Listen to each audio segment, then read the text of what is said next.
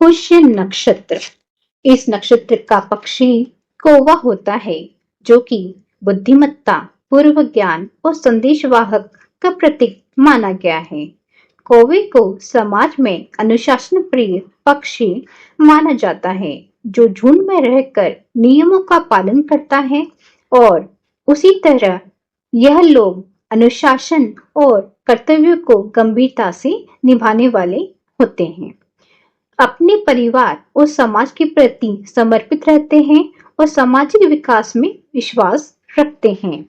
कौवे की तरह धैर्य और स्थिरता कायम रखते हुए योजना बनाते हैं और अपनी चतुराई से हर समस्या का हल निकाल लेते हैं।